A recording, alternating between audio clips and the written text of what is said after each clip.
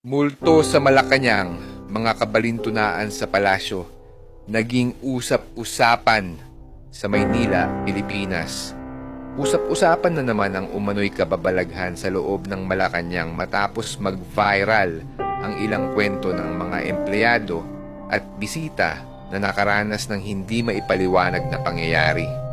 Ayon sa ilang saksi, may mga pagkakataong may naririnig silang kaluskos, yapak at bulong sa ilang bahagi ng palasyo kahit walang ibang tao.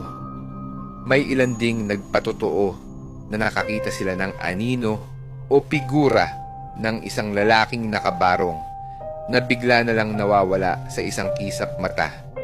Isang empleyado na tumangging magpakilala ang nagsabing minsan siyang nag-overtime sa kanyang trabaho at nakarinig ng tila malungkot na huni ng isang babae. Akala ko may tao pa pero pagtingin ko, wala namang kahit sino. Nanginginig ako sa takot. Anya, sa loob ng maraming taon, marami ng haka-haka na ang Malacanang ay hindi lang tahanan ng mga pinuno ng bansa, kundi pati ng mga hindi matahimik na kaluluwa. May ilan pang nagsasabing ang ilan sa mga dating presidente ng Pilipinas ay nagpapakita pa rin sa kanilang dating opisina.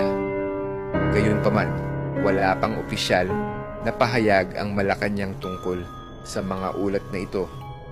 Ayon naman sa ilang eksperto, maaaring bunga lang ito ng pagod o guni-guni, lalo na sa mga nagtatrabaho ng 10 oras ng gabi.